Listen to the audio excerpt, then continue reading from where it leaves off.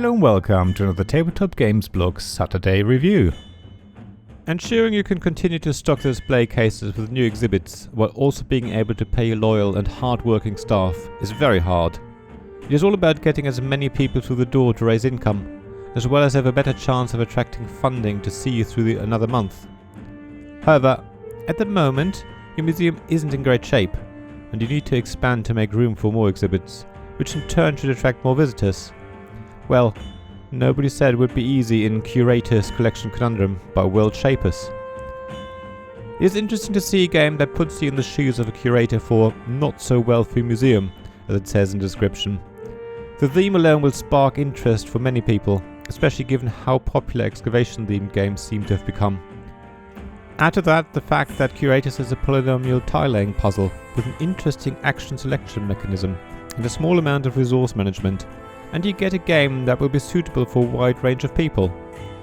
The art by Emily Vaccarini, Francis and Nicholas Valen is also really lovely, giving the game an almost graphic novel feel. That feeling is enhanced by the fact that one of the actions you take is the archaeologist, who is represented by the well-known fedora hat worn by a famous fictional explorer who appeared in many films and TV series. Yes, that one. The game also won the Board Game Workshop Design Contest 2019, which means it came first out of over 100 entries. That's quite an accolade. The gameplay is the usual mix of asking one of your employees to carry out their work. Your carpenter allows you to extend your museum with a few more rooms, represented by polynomial tiles.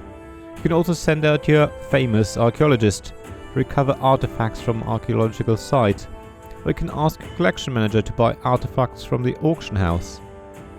Your researcher will then be able to prepare those artifacts for public viewing and put them into a display case. Finally, your financial manager can collect money based on the number of visitors you have attracted. So far, nothing new. What is clever about this action selection mechanism is that every employee is double-sided, representing two roles they have within your museum. After all, you don't have much money, so you need to get everyone to be multi-skilled. So once an employee has carried out their work, they get flipped over and are now ready to fill a different role.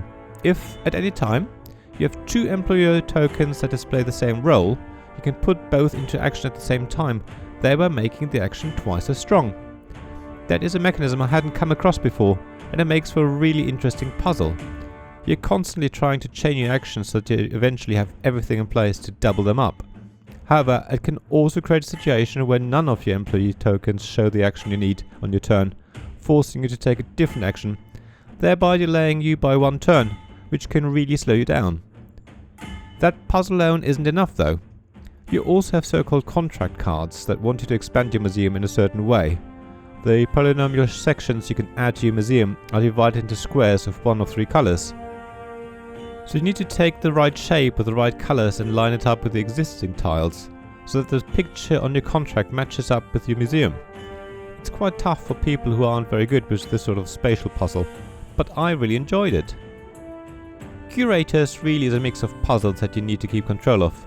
Chaining your actions correctly is vital, but you also need to ensure you expand your museum at the right time before another player takes the tile you so desperately needed. It'll keep you busy for sure. The only concern I have with the game is replayability. I played it a few times to see how these things change from play to play, and of course, the first game was a learning game. However, after that, the only variability came from the contracts you were dealt at the beginning of the game, or that you drew during the game, and the order in which the tiles were placed into the shared market. The rest seemed to be a matter of developing a strategy for chaining your employees' actions efficiently, to get as many double-ups as possible. If you were able to do that, you would do well in the game.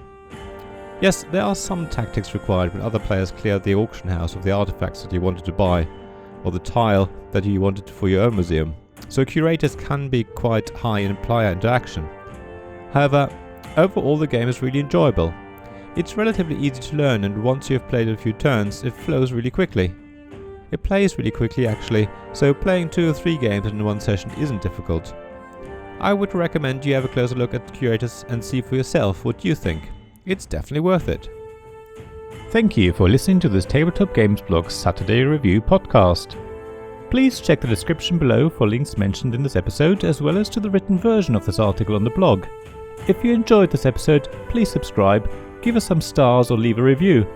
Please also tell your friends about me, and if you want to offer financial support, check out my Patreon and Ko-fi pages, links to which you'll find in the blog at tabletopgamesblog.com. So thank you again for listening, and I hope to see you again soon. This podcast is made possible by the generous help from my Patreon supporters: Royal Patron Sean Newman, the UK half of Gamelot; Castle Guard David Miller of Subquark Publishing; Dice Masters James Naylor, publisher of Magnate First City, and Paul Grogan of Gaming Rules; and Shining Light Robin Kay of Rune Sky Games, Sarah Reed of Resourceful Games, Tim Vernig, and Richard Simpson of We're Not Wizards.